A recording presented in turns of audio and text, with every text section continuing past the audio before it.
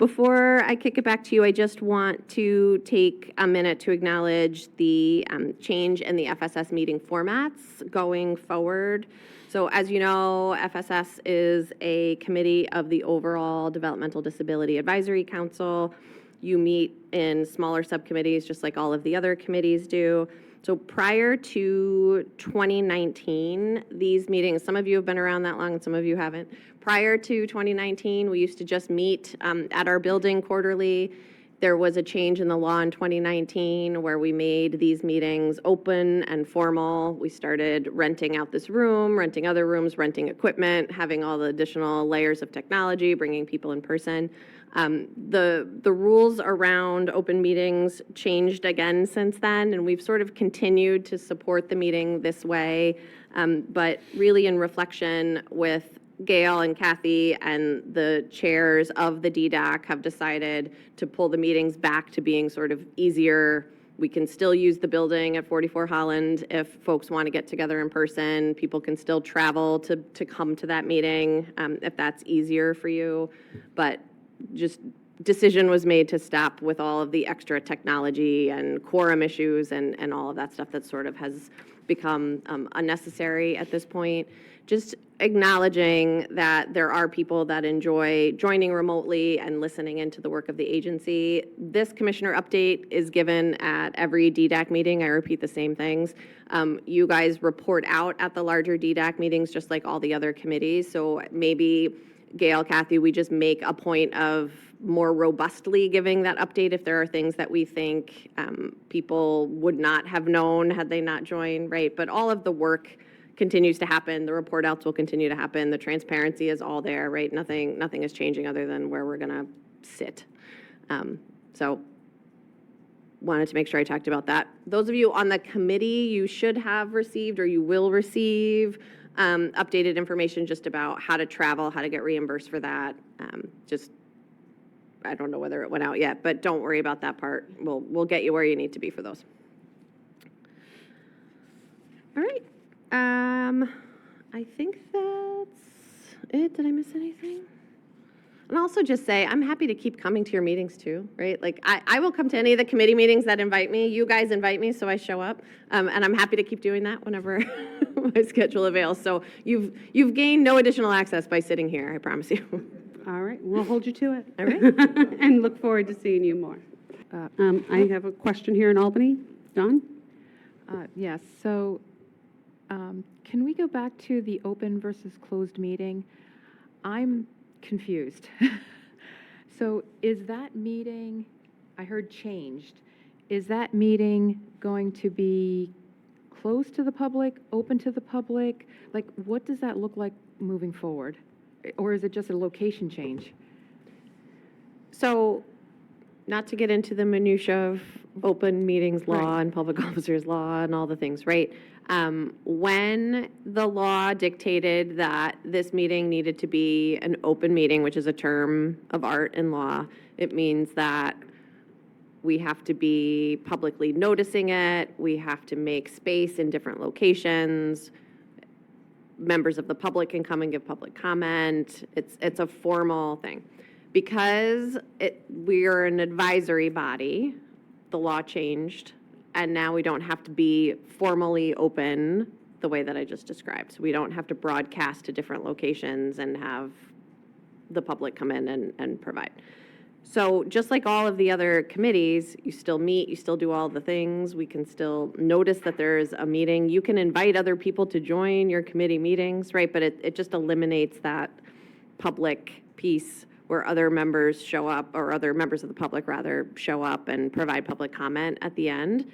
They can still do that and should absolutely still do that at the DDAC meeting, right? So as a committee, you'll report out at the DDAC all of the things you did in your working meeting, just like all the other committees do currently. And then anyone who wants to provide public comment on that or on anything else that's covered during the DDAC meeting would provide public comment there instead of here at this meeting specifically.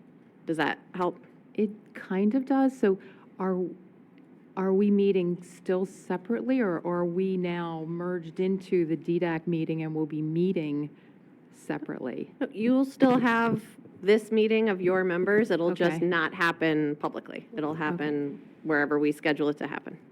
And then so will it be recorded? Is there any way the public is going to get it beyond the DDAC meeting, or that's where that information comes through? Like how does the public? That's where that'll get shared, just like all the other committees do currently. So Health and Wellness is an example, right? They have their meetings just like you guys do. They have their committee. They have subcommittees on different topics. They come to the DDAC meeting and give a report out of everything that they covered during their meetings, and then the members of the public can comment on anything that they have an interest in about that committee. Okay. Mayor? Just to elaborate on the open meetings, let's say the council is deciding as a group that we want to have it recorded or publicly announced that people could attend, let's say, in person or virtually. Is that an option that we could bring up and vote on and provide it for the broader community, or that will still has to be closed? I think that that's something you guys as a group can talk about, but I'm trying to see if Eileen is still online and has any immediate reaction. Or Abiba, you look like you were trying to unmute as well. Yeah, I think we lose the technology, right, to be able to do that. So certainly Eileen can jump in, but these resources go away once we sort of return to the old format. So I don't think that that's a question that we could answer right now. We'd have to take that back, and certainly the committee could weigh in. But the technology piece is what we lose, so I don't know if we will have the capability to do that. Yeah, sorry. I understood your question to mean if you just on your own recorded it in some way that you had access to, could you? And I think that's something that the committee can. Yeah, I mean, I guess the committee could vote on that. I thought that you meant like having us record it and then posting it. No, just for us to arrange that. I know that, for example, Microsoft Teams is for free. There's a lot of sites we could use. It's a possibility. I'm not saying it's a possibility to set up. So that's my question. Without any technology to open to provide or schedule anything. Okay. Yeah, we'll leave it up to the committee to decide. We'll bring that back to the committee and have that be a topic of discussion. So I have a question. Since Rabiba said that if we are going to the old format, if you recall, we used to have a detailed minutes from Mary Ellen, I've had Mary Ann, and there was a group of like there was a set of OPWDD, a team who used to prepare that minutes, or you could call notes, and it was a very detailed one. Since you are not going to record, you're not going to publish, we need to have a record on that. Will we be going back to the same format? If Abiba just used the word old format, so will you be following the notes, providing the notes for that meeting? Thank you. So, Aaliyah, I think you heard Mayor bring up the recording and Gail note that she was going to take it back to the committee. To the extent that you all make the decision to record the meeting, right, that would be up to the committee members. Like, that wouldn't be an OPWDD deliverable.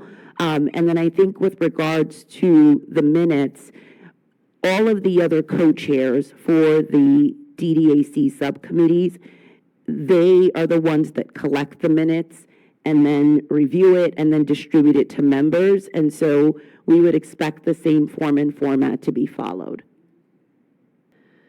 Next up, we have Chris Palega.